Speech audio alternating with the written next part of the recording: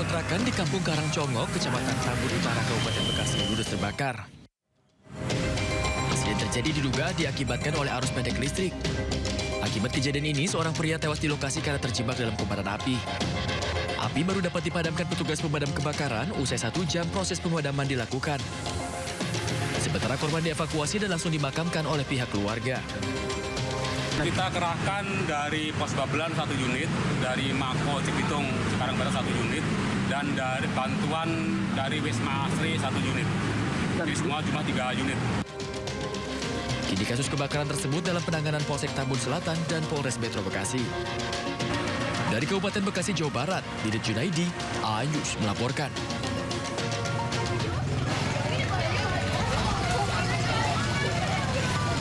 Warga merekam detik-detik pasca terjadi ledakan dapur SPPG di Desa Jerajan, Kabupaten Banyumas, Jawa Tengah. Ledakan di dapur SPPG tersebut membuat sejumlah warga panik.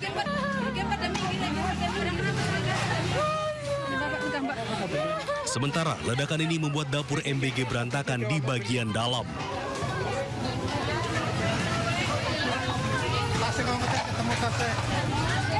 Beberapa korban menangis dan berusaha ditolong warga sekitar. Ledakan terjadi sekitar pukul 10.40 pagi. Saat itu mesin pengering ompreng atau oven sedang digunakan untuk proses pengeringan. Saya ada di balai desa ini kan jaraknya sekitar 50. Oh, kedengaran. Oh, sangat keras. Sangat keras untuk kami di balai desa. Bunyinya ledakan itu. Berapa kali, Pak? 1 kali. Terus korbannya berapa? Sekitar berapa? Hanya luka ringan sudah dievakuasi ke puskesmas. 12 orang.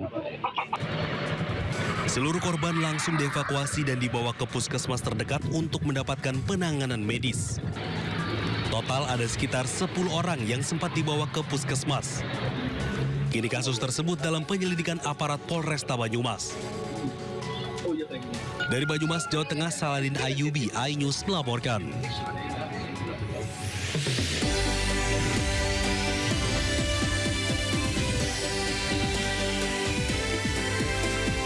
Gempa berkekuatan 6,4 magnitudo berpusat Laut Pacitan, Jawa Timur, Jumat dini hari menewaskan 1 orang warga dan merusak 5 rumah.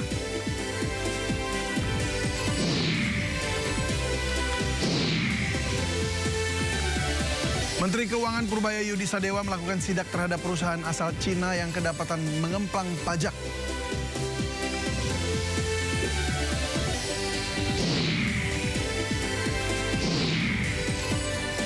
Ramai keluhan penonaktifan kepesertaan BPJS Kesehatan bagi warga kurang mampu yang membuat para pasien tak memperoleh pengobatan gratis.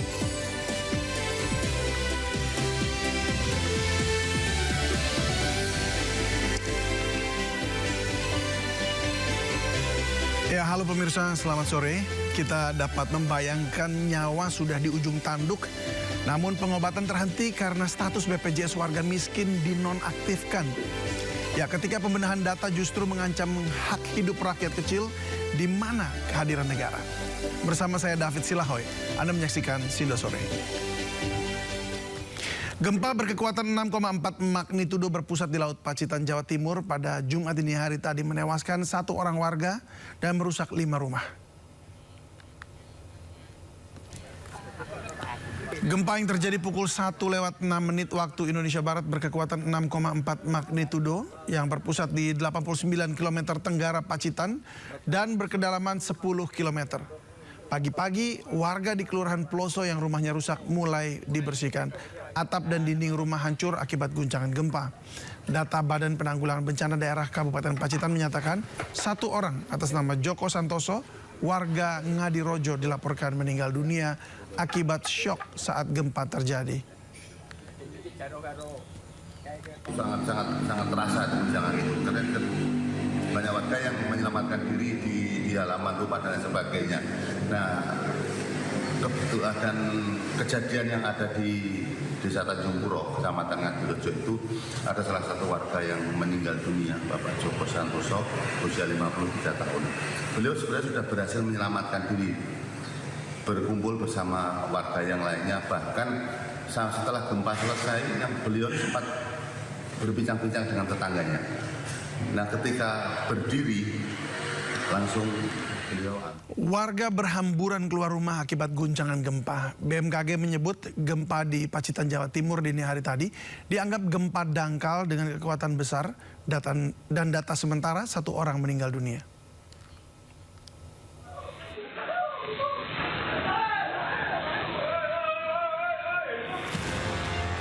Keheningan Jumat dini hari di Pacitan, Jawa Timur seketika berubah menjadi jeritan panik warga.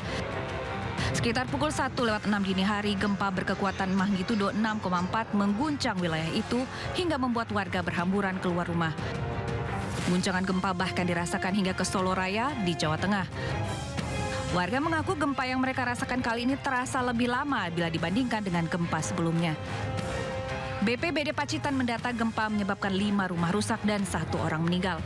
Selain itu, gempa juga turut dirasakan hingga ke Kabupaten Bantul, Yogyakarta. Data dari BPBD Kabupaten Bantul tercatat sedikitnya 4 bangunan rusak serta 7 orang luka. Sebagai negara yang berada di wilayah cincin api Pasifik, Indonesia sering mengalami gempa. Saat gempa terjadi, warga diimbau agar tidak panik dan segera berlindung di bawah meja yang kokoh. Namun bila berada di luar ruangan, segera menjauh dari pohon atau tiang listrik. Selain itu, bila gempa terjadi ketika Anda berkendaraan, sebisa mungkin hindari untuk parkir di bawah pohon atau bangunan. Tim Liputan iNews melaporkan. Ratusan bangunan rusak saat tanah bergerak terjadi di Desa Padasari, Tegal, Jawa Tengah. Gubernur Jawa Tengah Ahmad Lutfi berjanji akan merelokasi warga yang rumahnya berada di lokasi tanah bergerak.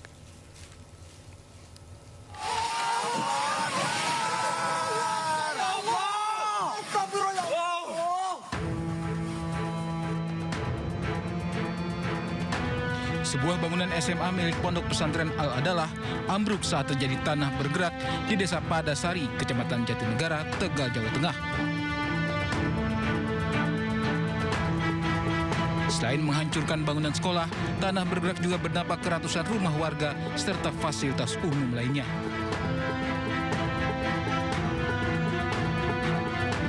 Dilaporkan ada 140 rumah warga yang rusak dengan kondisi dinding ambrol hingga lantai yang retak dan terangkat. Kondisi yang sama juga terjadi di jalan-jalan pemukiman warga.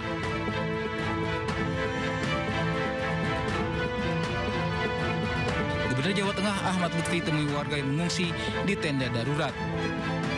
Gubernur memberikan bantuan kepada warga dan berjanji akan merelokasi warga yang rumahnya berada di lokasi tanah bergerak. Ada 250 masyarakat kita nanti yang mau tidak mau harus kita relokasi. Jadi kita relokasi tidak hanya di tempat pengungsian, Bupati sudah menetapkan 1 hunian sementara yang nantinya akan kita geser menjadi hunian tetap. Kita baru nyari tempat, itu 1. Kemudian yang kedua yang tidak kalah pentingnya adalah bagaimana kecepatan kita menangani layanan dasar masyarakat. Layanan dasarnya apa? Dari mulai dapur umum sudah terpenuhi, dari kesehatannya posko kesehatan sudah terpenuhi. Tidak ada korban akibat bencana ini, namun warga mengaku khawatir karena kondisi tanah yang labil. Bencana tanah bergerak di Desa Padasari terjadi sejak Senin kemarin pasca hujan lebat. Warga pun terpaksa mengungsi karena rumah mereka hancur. Dari Tegal, Jawa Tengah, Yunibar, iNews melaporkan. Seorang pelajar tewas terseret arus banjir di Jalan Raya Bojong, Kabupaten Tegal, Jawa Tengah. Korban hanyut bersama motor yang dikendarainya saat hujan deras mengguyur wilayah tersebut.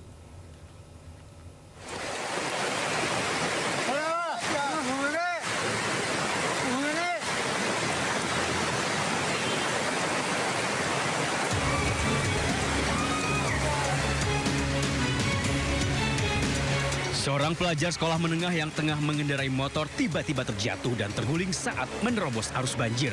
Arus yang deras membuat korban tidak mampu bertahan.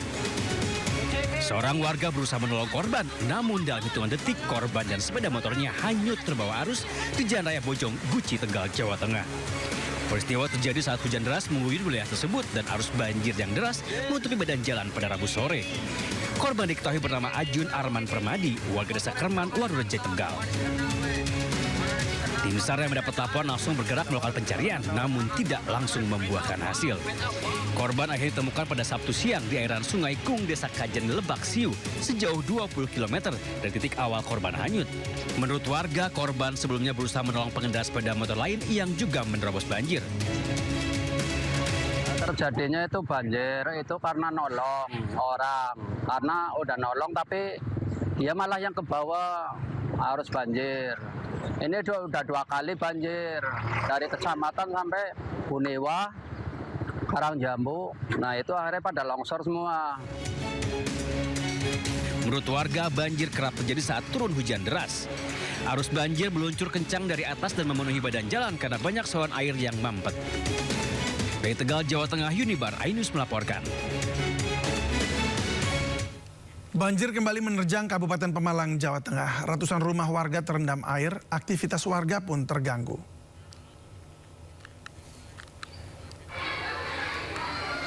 Banjir kembali menerjang Kabupaten Pemalang, Jawa Tengah dan ratusan rumah warga terendam air. Aktivitas warga pun terganggu. Permukiman warga di Desa Mojo, Kecamatan Ulu Jami, Pemalang dengan ketinggian air 30 cm hingga 1 meter. Sebagian warga tetap memilih bertahan di rumah mereka masing-masing. Sementara akses jalan terputus. Warga membutuhkan bantuan perahu karet untuk evakuasi serta dapur umum untuk memenuhi kebutuhan logistik para korban. Warga pun diimbau tetap waspada mengingat intensitas hujan masih tinggi di wilayah Pemalang.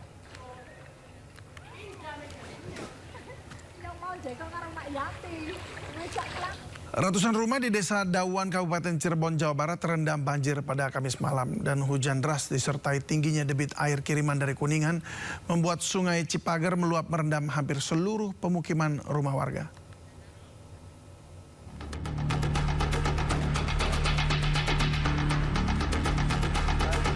Air membanjiri jalan desa hingga rumah-rumah warga di Desa Dawan, Kecamatan Tengah Tani, Kabupaten Cirebon, Jawa Barat.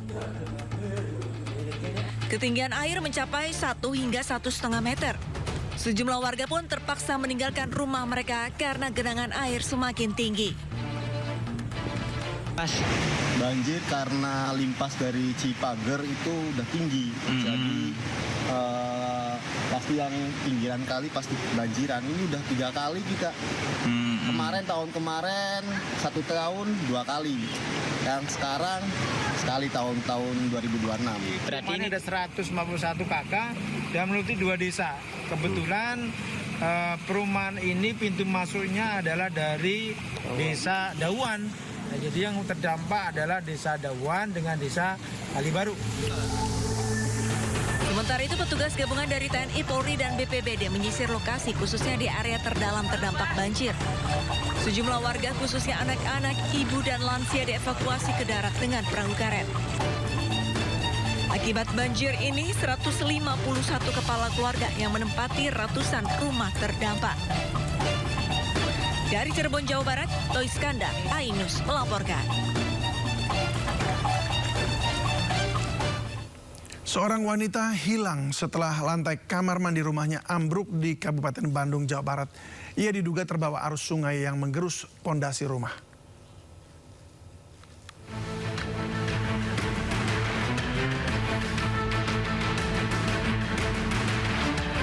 Salah seorang warga di Desa Cilameh, Kecamatan Kutawaringin, Kabupaten Bandung, Jawa Barat dilaporkan menghilang saat kawasan tersebut tengah diguyur hujan deras. Korban diduga hilang akibat terbawa arus sungai Cijagrah setelah lantai rumahnya ambruk tergerus aliran air sungai. Peristiwa ini terjadi ketika hujan dengan intensitas tinggi melanda, membuat debit air sungai Cijagrah meningkat ditambah adanya longsor. Korban yang hendak menuju kamar mandi yang posisinya tepat berada di samping sungai tiba-tiba menghilang. Korban yang tak kunjung kembali membuat pihak keluarga khawatir dan langsung bergegas mencari keberadaannya dan mendapati lantai dasar bagian dapur dan kamar mandi ambruk. Lihat, ngecek, dipanggil soalnya nggak nyaut. Pas dicek ternyata udah nggak ada. Udah jebol rumahnya. Berarti nggak ada suara, nggak kedengaran suara ke atas? Soalnya di bawah gemuruhnya gede banget. Tim gabungan masih mencari keberadaan korban selama 7 hari terhitung sejak hari pertama. Pencarian korban pun akan diperluas hingga Curug Jompong, Marga Asih. Dari Kabupaten Bandung, Jawa Barat, Yuhan Pangestu, iNews melaporkan. Penggusuran rumah di kawasan Penggilingan Cakung, Jakarta Timur berlangsung ricuh. Alasannya satu, pengadilan dianggap salah lokasi menggusur rumah.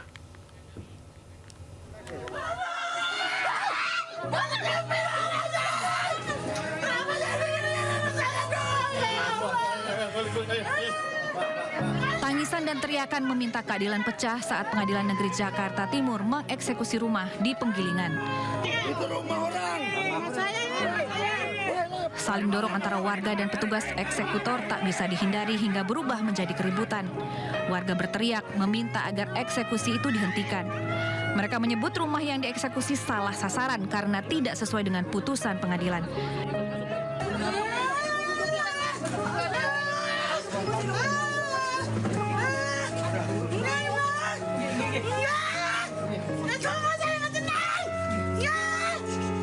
Kuasa hukum termohon eksekusi menegaskan bahwa alamat yang diajukan oleh pemohon eksekusi tidak sesuai dengan lokasi objek sengketa. Perbedaan alamat objek ini dinilai penting dan menjadi dasar pengajuan penundaan eksekusi. Namun hingga kini belum ada pernyataan resmi dari pemohon dan juga pihak Pengadilan Negeri Jakarta Timur. Dari Jakarta, Rio Manik, iNews melaporkan. Sebuah insiden merugikan menimpa pedagang nasi goreng di Jalan Raya Citayam, Depok. Gerobak dagangannya hancur berantakan karena ditabrak motor pelaku tawuran.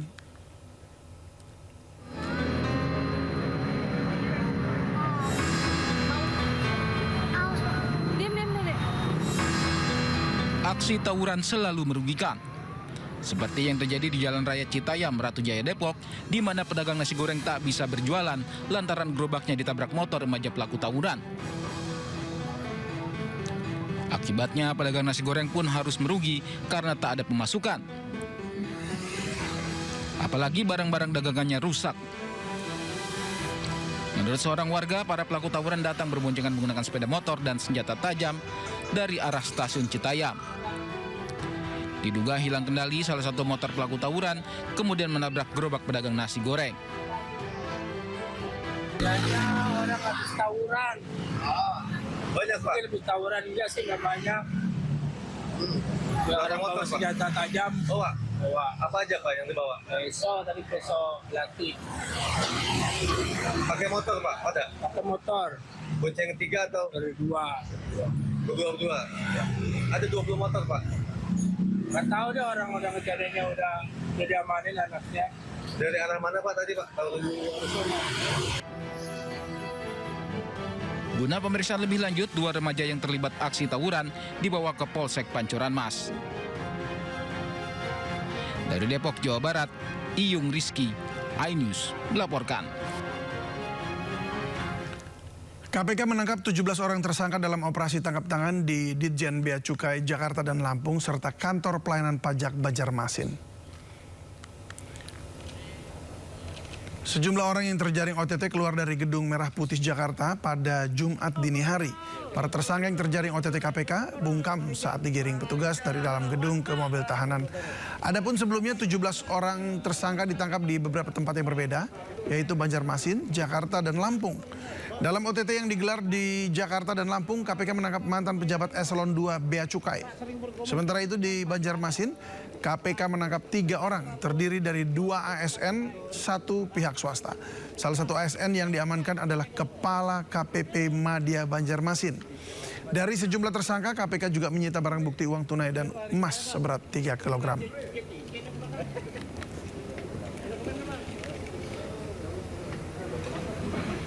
Dalam operasi tangkap tangan, KPK mengamankan 3 orang. Salah satu yang ditangkap merupakan Kepala KPP Madya Banjarmasin. Dan selain itu, KPK juga turut mengamankan barang bukti uang tunai sekitar 1 miliar rupiah yang diduga terkait pengajuan restitusi PPN dengan nilai puluhan miliar rupiah. Pertama, terkait dengan peristiwa tertangkap tangan di wilayah Kalimantan Selatan. Ini terkait dengan perpajakan, yaitu dalam proses restitusi PPN atau pajak pertambahan nilai di sektor perkebunan yang berproses di KPP Madya Banjarmasin. Ya. Kemudian ada dugaan pengaturan ya dalam proses restitusi itu, kemudian ada juga penerimaan yang dilakukan oleh para oknum di KPP Madya Banjarmasin. Kemudian KPK melakukan penangkapan pada para pihak terduga pelaku tindak pidana korupsi yang tertangkap tangan dalam peristiwa tersebut, KPK mengamankan sejumlah 3 orang. Salah satunya adalah Kepala Kantor KPP Madya Banjarmasin. Hari ini tadi sejak sore hari Kamis tanggal 5 berarti ya, kan tanggal 5 Februari 2026 sore hari telah terjadi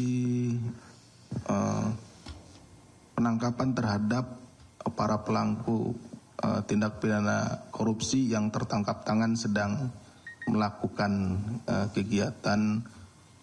Nanti kita lihat ya, ada delivery ya, apakah nanti itu bentuknya penyuapan atau pemerasan. Nah, tapi yang jelas ada sejumlah uang yang berpindah dari pihak swasta kepada pihak aparat penegak hukum ya, PH di sini ya, seperti itu. Jadi, tapi ini sedang kita dalami. Nanti rekan-rekan sekalian mohon sabar. Mungkin besok informasi yang lebih lengkap dari saat ini akan kami sampaikan. Janji komika Panji Pragiwaksono untuk tidak menghindar dari panggilan polisi benar-benar terrealisasi. Pagi tadi komika tayangan Mensrea itu memenuhi panggilan pemeriksaan di Polda Metro Jaya. Komika Panji Pragiwaksono tiba di Polda Metro Jaya didampingi kuasa hukumnya Haris Azhar sekitar pukul 10 pagi tadi. Dan kedatangan Panji di Direktorat Kriminal Umum untuk memberi klarifikasi soal tayangan Mensrea. Tidak banyak berkomentar, Panji hanya menyatakan akan menjalani seluruh pemeriksaan dan menjawab seluruh pertanyaan. Sebelumnya Panji dilaporkan sejumlah pihak atas dugaan penghasutan hingga penistaan agama. Pemeriksaan Panji diperkirakan berlangsung hingga sore ini.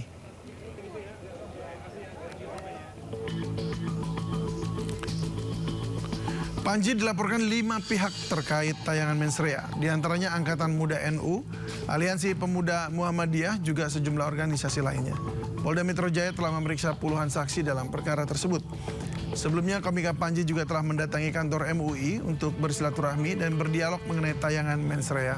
Panji yakin karyanya dalam stand up Mensrea bertujuan hanya untuk hiburan.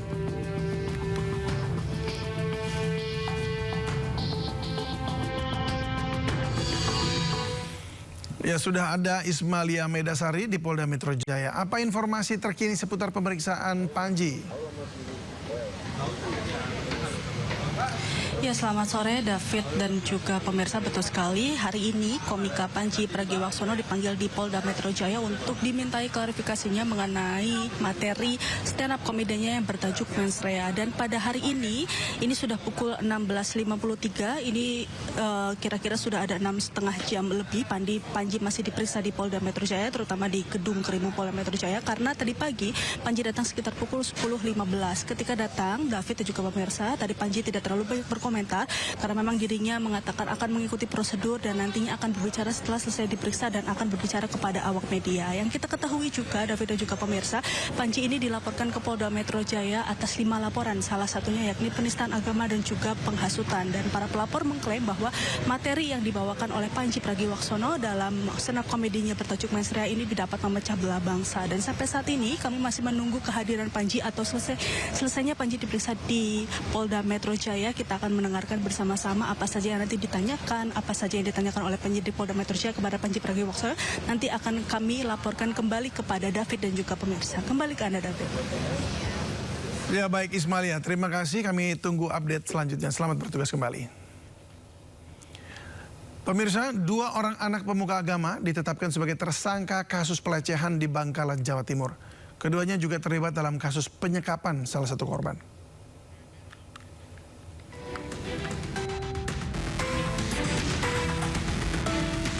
Polisi menetapkan 2 orang tersangka pelecehan, yakni UF dan SU, kakak beradik yang juga anak salah satu pemuka agama di Bangkalan, Jawa Timur.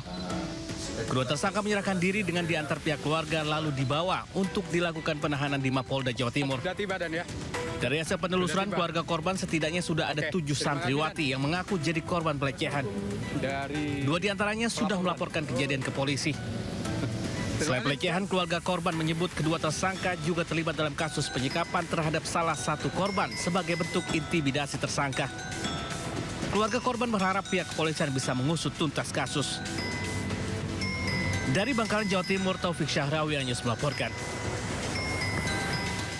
Sampah mulai kembali memenuhi perairan di dekat pemukiman nelayan Marunda Kepu, Cilincing, Jakarta Utara. Sampah membuat nelayan resah karena membuat baling-baling perahu rusak dan tangkapan ikan berkurang.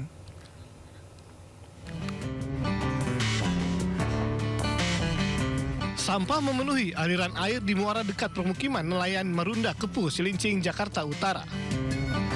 Sampah yang didominasi enceng gondok dan sampah plastik ini menutupi sebagian perahu milik nelayan.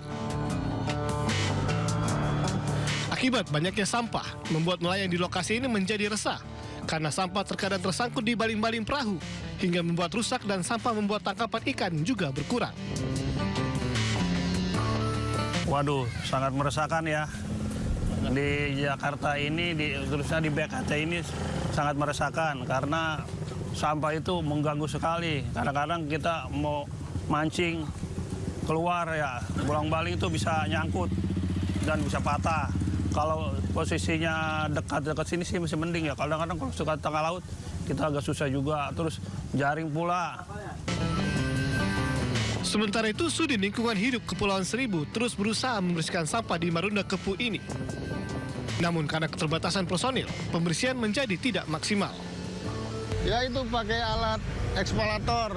Nah terus ya personilnya paling ada 3 orang, 4 orang, jadi kurang ini. Oke. Ya, kalau memang sampahnya banyak ya mengganggu buat nelayan pergi nyari ikan gitu. Jadi ya makanya saya bersihin terus tiap hari itu pakai alat ekspalator. Dalam sehari, sampah yang diangkut di kawasan ini mencapai 4 hingga 5 ton. Saat musim angin barat, sampah terbawa dari sejumlah sungai yang bermuara di Marunda Kepu dan laut. Dari Jakarta, Sofyan Firdaus, iNews melaporkan. Dapur Satuan Pelayanan Pemenuhan Gizi atau SPPG meledak di Desa Kerajaan, Kabupaten Banyumas, Jawa Tengah. Akibat ledakan tersebut, 10 orang terluka.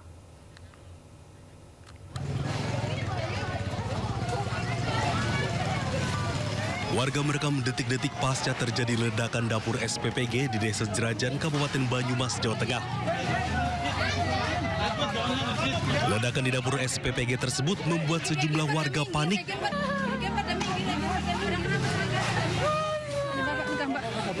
Sementara ledakan ini membuat dapur MBG berantakan di bagian dalam.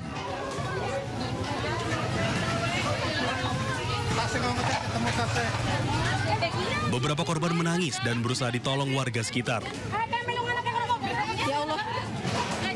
Ledakan terjadi sekitar pukul 10.40 pagi. Saat itu mesin pengering ompreng atau oven sedang digunakan untuk proses pengeringan. Saya ada di balai desa ini kan jaraknya sekitar 50. Oh, kedengaran. Oh, sangat keras. Sangat keras untuk kami di balai desa. Bunyinya ledakan itu. Berapa kali, Pak? 1 kali. Terus korbannya berapa? Sekitar berapa? Hanya luka ringan sudah dievakuasi ke puskesmas. 12 orang. Seluruh korban langsung dievakuasi dan dibawa ke puskesmas terdekat untuk mendapatkan penanganan medis. Total ada sekitar 10 orang yang sempat dibawa ke puskesmas. Kini kasus tersebut dalam penyelidikan aparat Polresta Banyumas. Dari Banyumas, Jawa Tengah, Saladin Ayubi, iNews melaporkan. Puluhan warga di Depok, Jawa Barat protes karena kepesertaan BPJS Kesehatan mereka diduga dinonaktifkan. Informasinya akan hadir usai jeda berikut ini.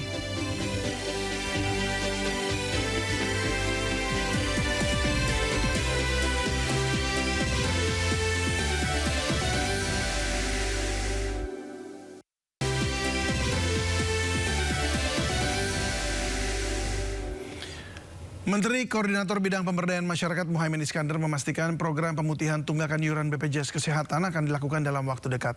Target pelaksanaan pemutihan BPJS Kesehatan ini mundur dari sebelumnya yang ditargetkan bisa diterapkan di akhir tahun 2025. Caimin menyebut saat ini pihaknya bekerja sama atau bersama dengan kementerian dan lembaga terkait masih melakukan penyempurnaan sistem tata kelola. Dan hal ini diperlukan untuk memastikan kebijakan pemutihan tunggakan BPJS Kesehatan dapat berdampak baik kepada masyarakat. Terkait kebutuhan anggaran pelaksanaan program yang mencapai 20 triliun rupiah, Caimin memastikan pemerintah masih perlu melakukan pemeriksaan lebih lanjut. Penyempurnaan sistem tata kelolanya sehingga pelaksanaannya betul-betul efektif, tidak ada moral hazard ya, kesalahan ataupun dinikmati orang yang tidak yang ingin meraup keuntungan. Targetnya sebelumnya kan akhir tahun, Gus. Berarti mundur. Ya, awal tahun ini. Nyawa menjadi taruhan saat pasien cuci darah tidak bisa berobat. Tak ingin kejadian seperti itu, Menteri Sosial menegaskan rumah sakit tidak boleh menolak pasien cuci darah karena kartu BPJS warga kurang mampu mendadak tidak aktif.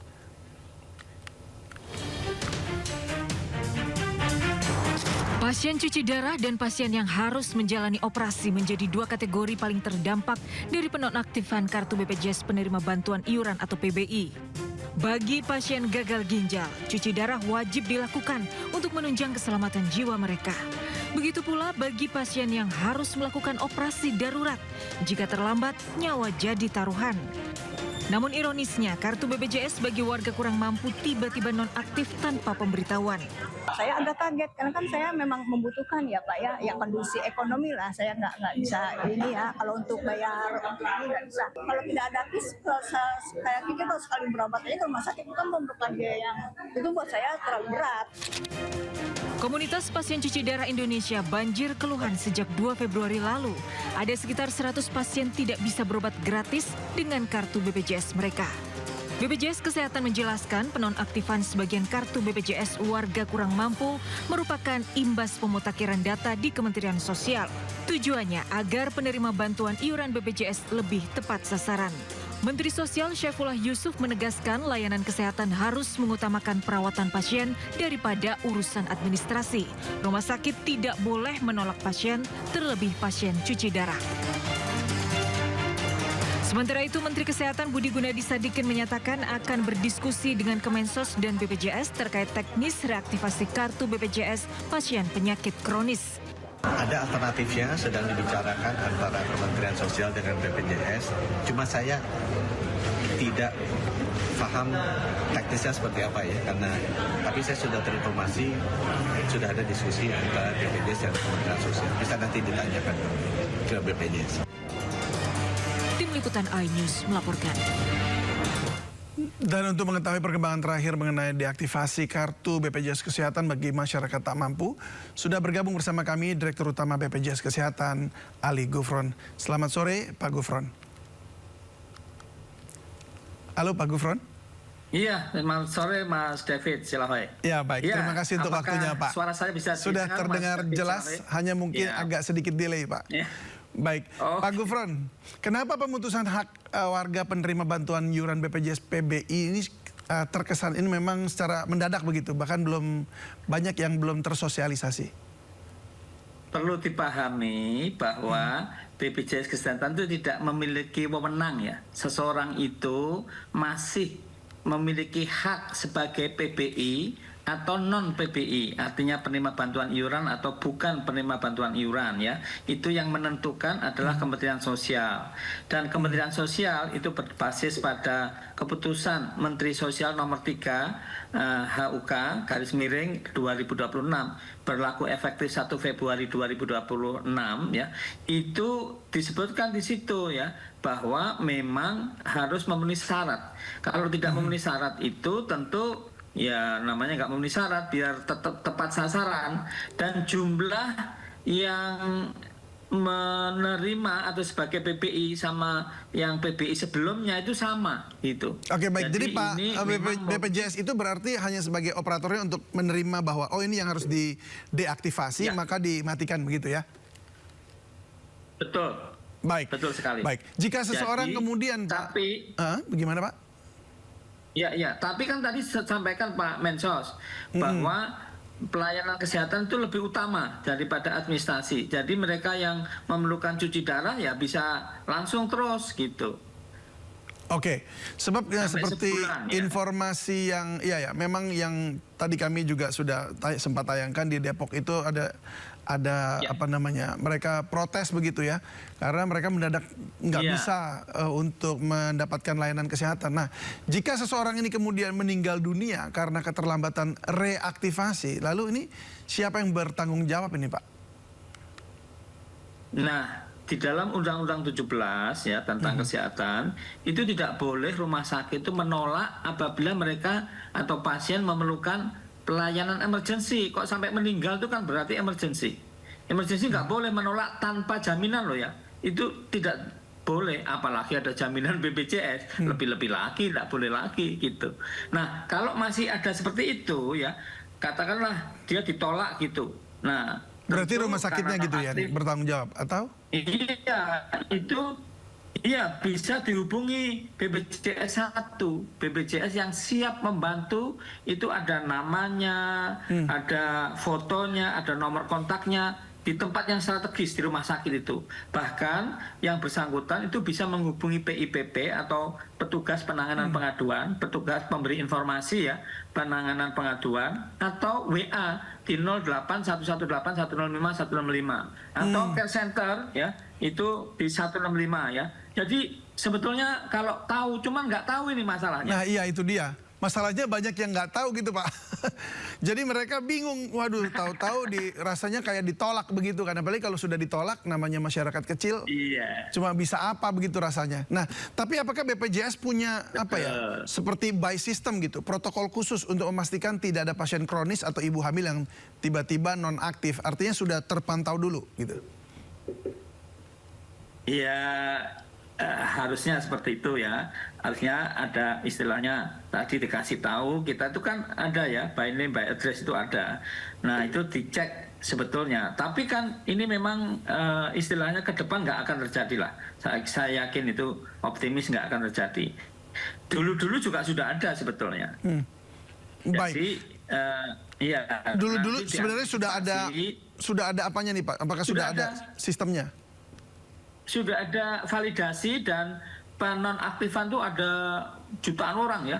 Dan itu tidak menimbulkan kegaduhan seperti sekarang karena waktu itu memang istilahnya itu ya tadi ya bertahap dan kemudian ada istilahnya itu ya bisa dihindari lah. Saya yakin ke depan itu tidak seperti ini. Baik, ini kan status aktif atau tidaknya kepesertaan BPJS Kesehatan sangat penting diketahui agar peserta tetap bisa akses gitu ya untuk layanan kesehatan tanpa kendala. Nah, itu ada beberapa kanalnya ya. Mungkin saya akan coba hadirkan dulu. Bapak nanti boleh lihat dulu Pak, ini yang kami tampilkan. Apakah ini memang sudah sesuai atau belum? Berikut ini beberapa kanal yang resminya. Pertama, aplikasi mobile JKN unduh terlebih dahulu di Play Store.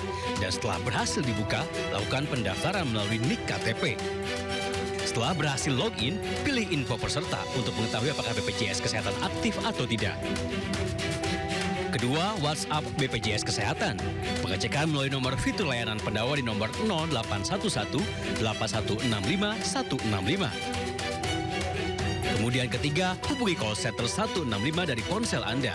Ikuti instruksi dari operator atau pilihan menu yang muncul untuk layanan cek status kepesertaan.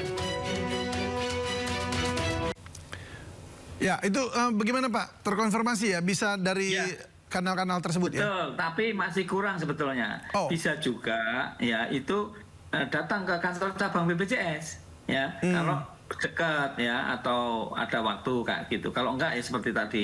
Atau tanya di BPJS 1 di rumah sakit, itu tempatnya sangat strategis ya. Namanya BPJS 1 Pak ya? Iya, BPJS siap membantu gitu. Itu tenaga BPJS atau di PIPP gitu, bisa. Di semua rumah sakit ada tuh Pak? Saya kira ada ya, tapi bukan orangnya ya. Kalau tidak fotonya atau nomornya yang bisa dihubungi kayak gitu ya. Jadi ada namanya, ada fotonya, ada nomor kontaknya BPJS 1 itu di setiap rumah sakit yang kerjasama ada. 24 jam sehari itu Pak? Maksudnya untuk nomornya bisa dihubungi dan dijawab? Nah itu ya dicoba aja. Ya saya tidak tahu berapa jam ya, tetapi paling tidak itu jam kerja masih buka. Oke, kalau dalam keadaan udah lewat jam kerja, berarti kalau ternyata ada problem, mereka harus bagaimana? Loh, tadi kan bisa WA. WA bisa itu kan? WA, bisa Ya itu call maksud center, saya. Bisa, Berarti call center itu 24 jam berarti kan maksudnya? WA itu? Bisa, WA ini bisa. Bukan robot ya, artinya bisa bantu. Jadi, ya di situ banyak, ya? Iya, bukan robot. Jadi luar biasa sebetulnya. Ini kalau makanya teman saya itu adalah ketua dari ini istilahnya yang dia untuk antar bangsa, perkawinan antar bangsa ya, asosiasi perkawinan antar bangsa itu mengatakan, wah BPJS Kesehatan itu terbaik di dunia gitu. Wah itu menurut saya agak keterlaluan juga, tapi dia tahu persis ya bahwa apa yang sudah kita sediain. Bahkan ya ini kami seminggu yang lalu dari Bangkok itu ditanya masyarakat di sana yang bukan yang Bangkok, yang ikut di Bangkok itu dari berbagai negara. Kalau mau belajar kemana? Ya maunya ke Indonesia itu. Nomor 1 ya, gitu. Baik, itu ya kita senang sekali bahwa kita juga menjadi acuan begitu. Tetapi kan ini ada problem ketika mungkin ingin mengganti sistem. Problem ini karena yang harus bisa diatasi ya.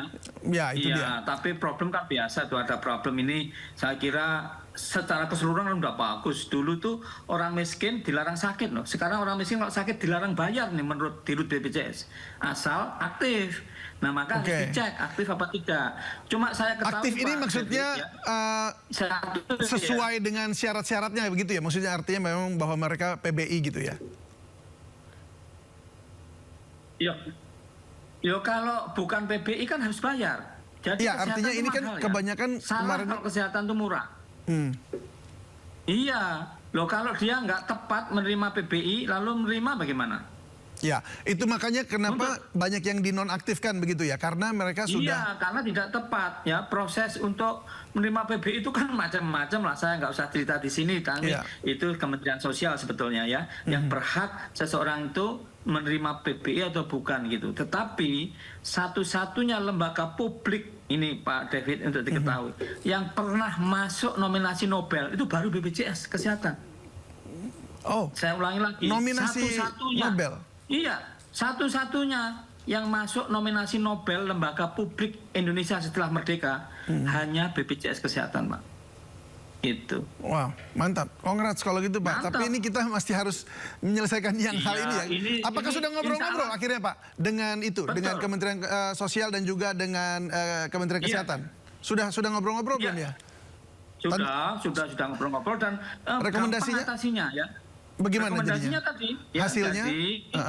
Iya, kalau untuk cuci darah nanti bisa sampai 1 bulan ke depan masih bisa, iya. Oke, oh itu opsi-opsinya ya, yang bisa dieksekusi langsung.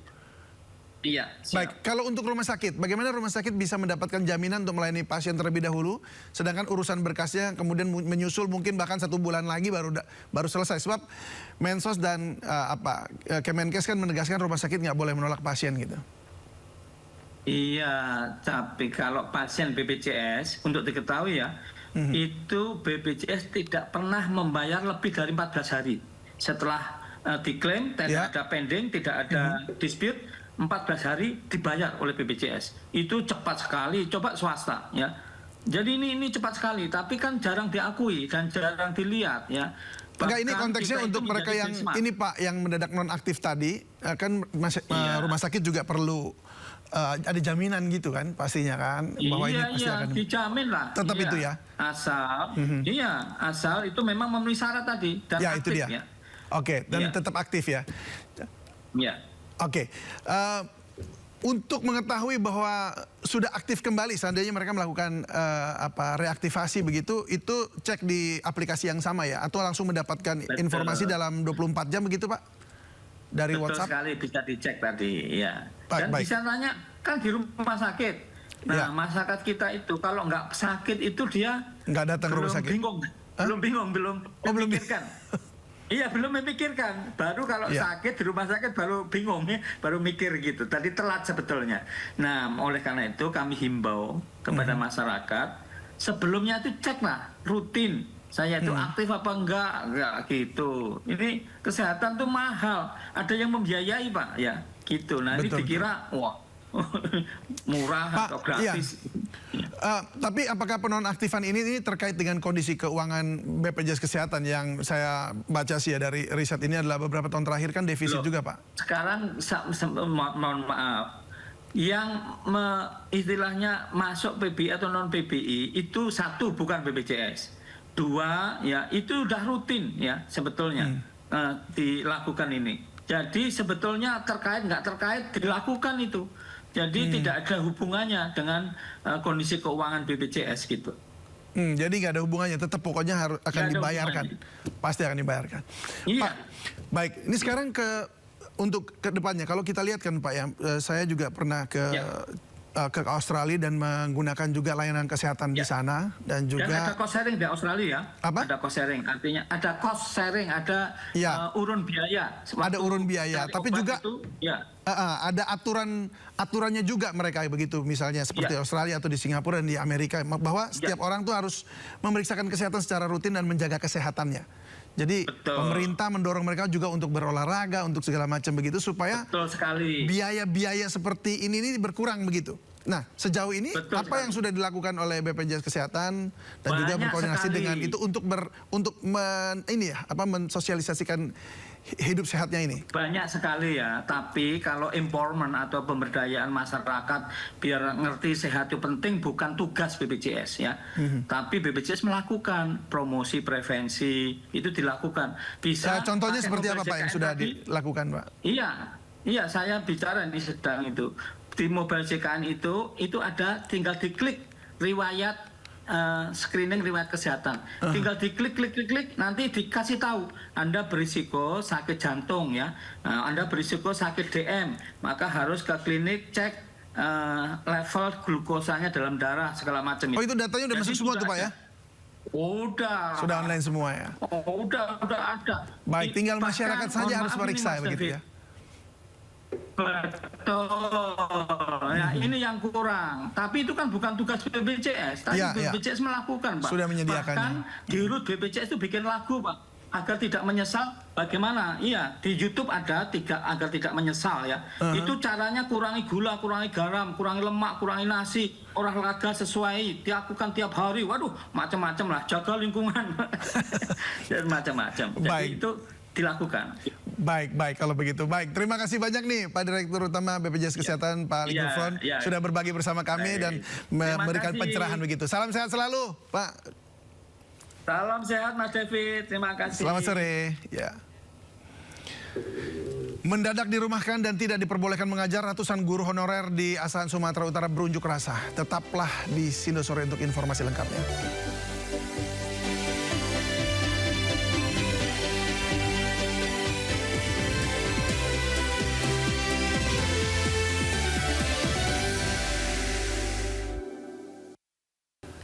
Mendadak dirumahkan dan tidak diperbolehkan mengajar, ratusan guru honorer di Asahan Sumatera Utara berunjuk rasa di depan kantor Bupati Asahan. Para guru honorer menuntut pertanggungjawaban Bupati Asahan.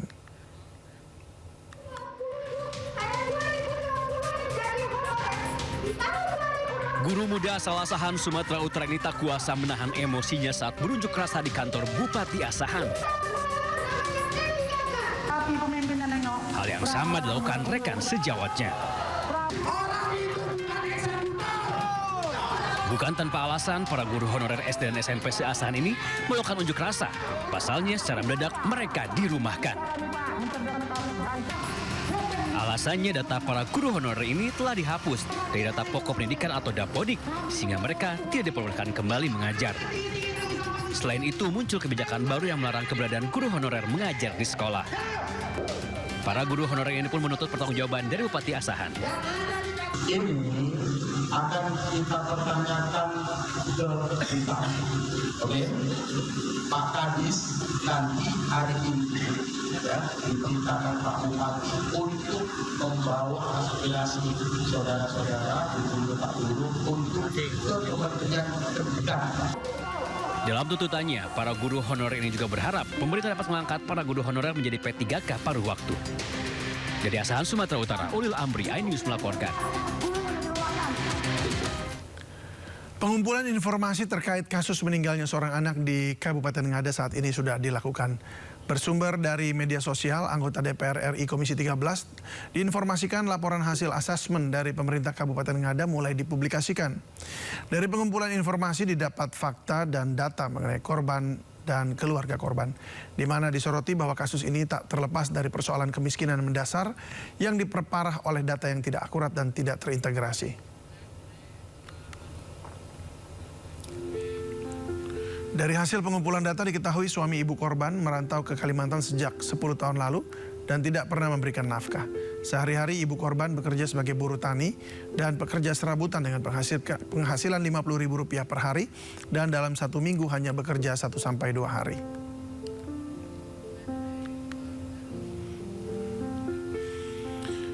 Diketahui juga bahwa SDN Ruto Jawa ternyata mematok uang sekolah sebesar 1,2 juta. Di mana korban sudah membayar tahap 1 sebesar Rp500.000. Sisa yang harus dibayar tahap 2 adalah Rp720.000. Alasannya karena bulan Mei 2026 SDN Ruto Jawa menjadi tuan rumah pelaksanaan kegiatan Hardiknas.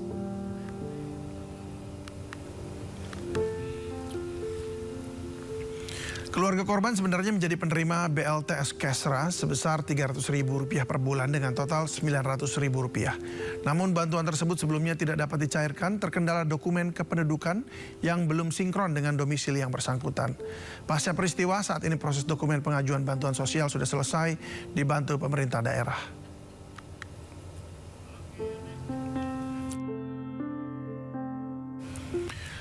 Sementara itu Bupati Ngada Raimundus Bena membantah keras kabar yang mengaitkan kematian korban akibat tidak dibelikan buku dan pulpen. Bupati Ngada Raimundus Bena mengatakan, perlu saya tegaskan informasi itu tidak tepat, motif bunuh diri bukan karena buku atau pulpen.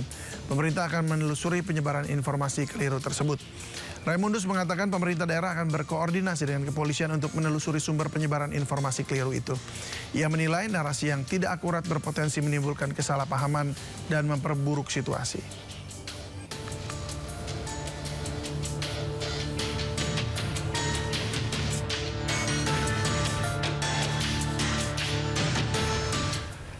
Kematian bocah SD yang mengakhiri hidupnya di Ngada meninggalkan duka mendalam bagi keluarga. Sang ibu pun bercerita tentang momen terakhir sebelum sang anak memutuskan mengakhiri hidupnya.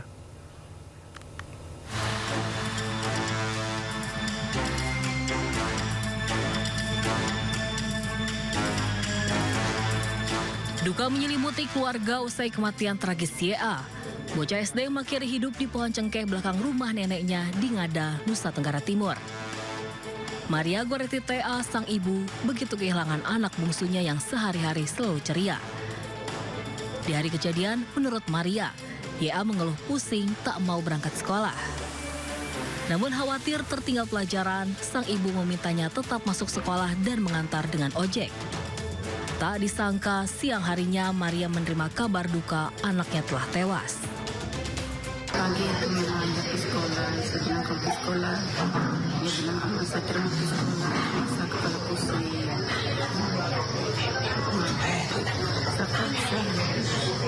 Saya paksa ke sekolah, nanti di sekolah kalau kau rasa bagaimana, kau izin pulang.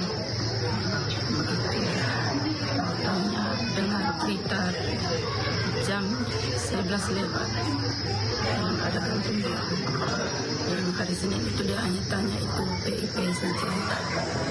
Ini masa punya PIP itu bagaimana terima. Tidak ada ganggu saya, ya uang banyak. Saya uang dari mana? Itu yang mama terima sedang tidak. Itu PIP belum terima, saya minta keterangan dulu dari desa baru saya naik kembali ke atas. Sampai kembali ke atas. Kalau begitu, masa punya uang sekolah belum lunas. Ya kalau tahap pertama itu sudah lunas. Nanti saat terima PIP itu baru langsung potong itu punya uang sekolah. Di sekolah, YA merupakan murid yang pintar. Ironis, karena kesulitan ekonomi tak mampu membeli buku, YA nekat mengakhiri hidup.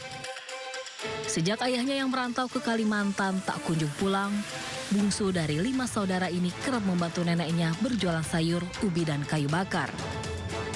Dari Ngada, Joni Nura, iNews melaporkan.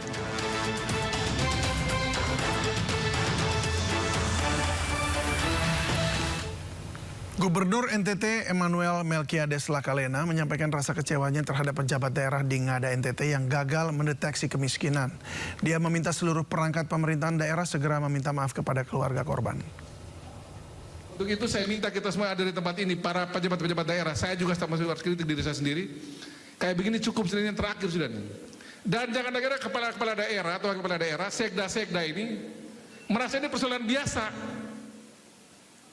Ini pas sekda karena pas ada ini. Tadi malam saya cek terakhir, belum ada Pemda Ngada datang mewakili pergi menyampaikan berduka pada ini keluarga korban. Kan gila nih model gini. Nggak boleh begitu Pak Sekda, nggak boleh. Kirim orang secara resmi dari Pemda Ngada, itu kita gagal sebagai pemerintah. Tadi malam saya cek belum ada tuh Pemda Ngada turun secara resmi ya. Itu nggak boleh itu. Sebagai pemerintah kita gagal urus warga negara kalau model begini. Malu saya sebagai gubernur model gini. Masa ada warga negara mati hanya karena model begini. Tapi kan itu bukan urusan pemerintah provinsi. Kita gagal Pak Sekda. Turunkan orang, malu kita sebagai pemerintah model begini. Ada warga kita mati hanya karena model begini. Harus ke sana. Kuburannya tidak boleh pakai tanah. Kuburkan dia dengan layak. Kita harus seperti Mother Teresa itu loh. Dia pun mati sebagai manusia. Nggak boleh model begini. Malu saya sebagai gubernur model begini. Jangan ada model-model gini kejadian ini. Besok ada lagi model begini Pak, saya tuntut orang-orangnya. Kalaupun saya salah, saya siap dituntut. Kesalahan itu ada di mana, siap dia dituntut untuk itu. Masa ada warga negara mati hanya karena model begini. Guna apa kita punya perangkat itu PKH, perangkat sosial segala macam, uang ngalir triliunan ke NTT urusan orang miskin. Masih ada yang mati urusan begini nih. Nggak boleh Pak Sekda, ini nggak boleh nih. Mungkin kan sudah banyak orang mati model begini, pemerintah jadinya agak abai gitu. Agak kaget juga saya. Ini cukup, ini yang terakhir. Besok secara berjenjang bertingkat, siapa punya tanggung jawab, kita eksekusi dia. Sebelumnya seorang anak kelas 4 SD mengakhiri hidupnya di Nusa Tenggara Timur akibat tidak mampu membeli buku dan pena. Dalam olah TKP, korban menuliskan sepucuk surat perpisahan kepada ibunya.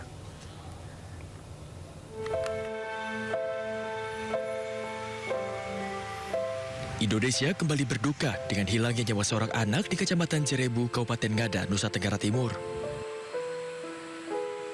Anak kelas 4 SD tersebut memutuskan untuk mengakhiri hidupnya di pohon cengkeh dekat kebun milik neneknya. Korban mengakhiri hidupnya akibat tekanan ekonomi dan ketidakmampuan untuk membeli pena dan buku. Saat melakukan olah TKP, petugas menemukan sepucuk surat dari korban yang mengucapkan perpisahan kepada ibunya. Kalau keseharian yang kami tahu di tetangga, ini anak ini tidak tahu lagi, mungkin dia juga terasa beban hidup terlalu tinggi karena tiap hari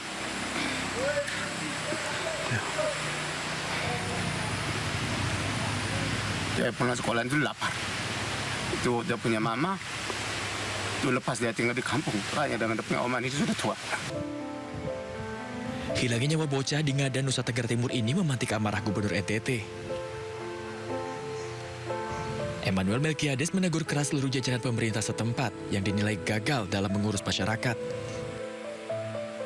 Seorang anak di NTT ini meninggal hanya karena tidak bisa beli buku.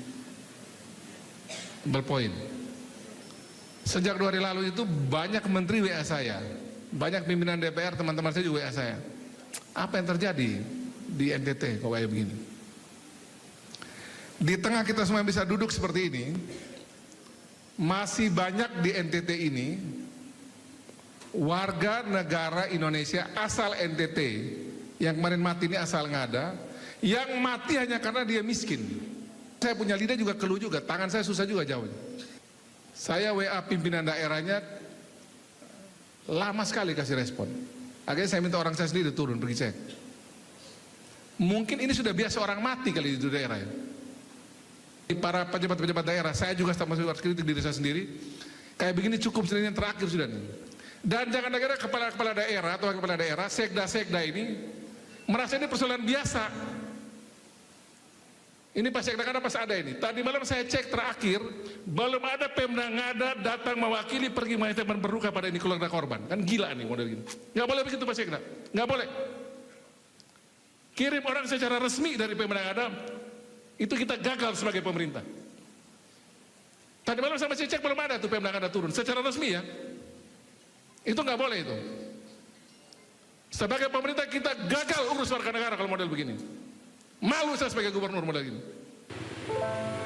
Adanya kasus ini menjadi tamparan keras bagi berbagai pihak, khususnya pemerintah, untuk dapat memperhatikan masyarakatnya. Diharapkan tidak ada lagi nyawa yang hilang hanya karena kesejahteraan, karena satu Jawa terlalu berharga untuk masa depan sebuah bangsa. Tim Liputan, iNews melaporkan.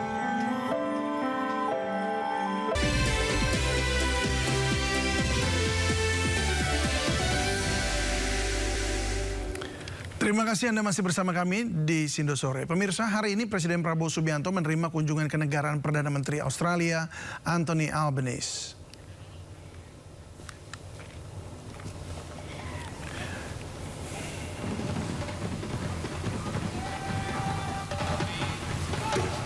Perdana Menteri Australia tiba di Istana Negara sekitar jam 9 pagi. Presiden Prabowo menyambut langsung kedatangan Perdana Menteri Albanese di Istana Merdeka.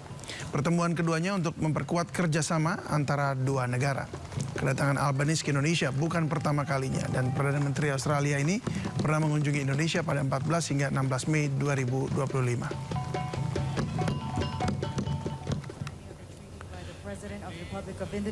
Kedua negara menandatangani traktat atau perjanjian kerjasama di berbagai bidang, terutama di bidang keamanan. Kedua pemimpin ini berharap Indonesia dan Australia bisa mempererat hubungan sebagai negara tetangga. Hari ini saya dan Perdana Menteri Albanese menegaskan kembali hubungan erat dan komitmen bersama untuk terus memperkuat kemitraan Indonesia-Australia. Melalui penandatanganan Traktat Keamanan Bersama. Perjanjian keamanan bersama ini mencerminkan tekad kedua negara untuk terus bekerja sama secara erat dalam menjaga keamanan nasional masing-masing, serta berkontribusi nyata bagi perdamaian dan stabilitas kawasan Indo-Pasifik. Bagi Indonesia, hal ini mencerminkan komitmen teguh terhadap prinsip bertetangga baik dan kebijakan luar negeri kita yang bebas aktif. Indonesia dan Australia ditakdirkan untuk hidup berdampingan dan kita memilih membangun hubungan tersebut atas dasar saling percaya dan itikat baik. Perdana Menteri Australia Anthony Albanese mendarat di Lanut Halim Perdana Kusuma pada kemarin sore dan begitu tiba Albanese langsung disambut pasukan jajar kehormatan. Albanese disambut oleh sejumlah menteri pemerintahan Prabowo, diantaranya Menteri Luar Negeri Sugiono, Menteri Investasi dan Hilirisasi Rosan Ruslani, dan rencananya Albanese akan berada di Indonesia hingga Sabtu 7 Februari 2026.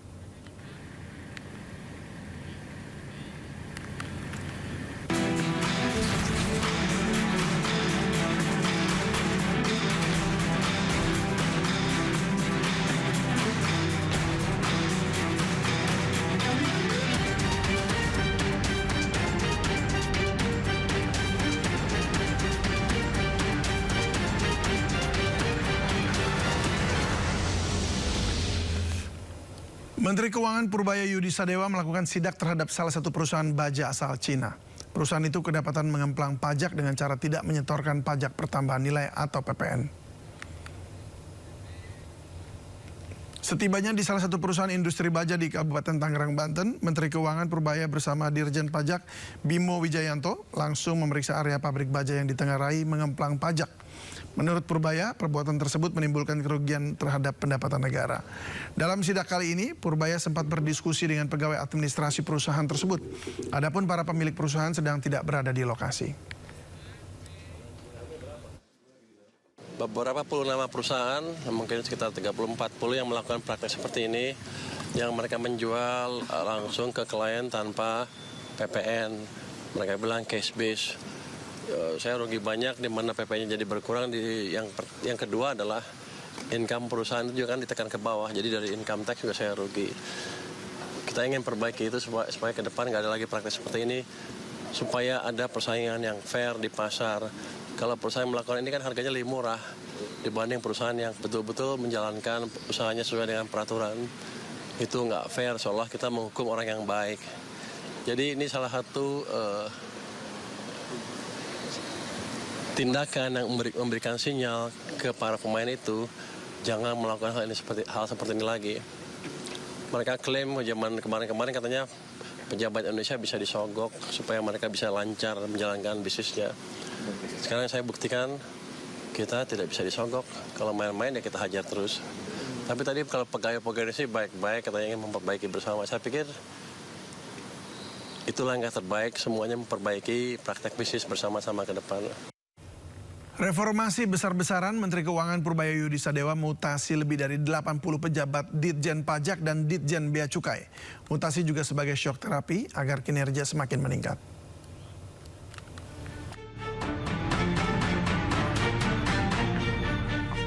Dalam rapat kerja bersama Komisi 11 DPR, Menteri Keuangan Purbaya Yudi Sadewa mengungkap pemerintah sedang melakukan reformasi besar-besaran lingkungan Ditjen Pajak dan Ditjen Bea Cukai.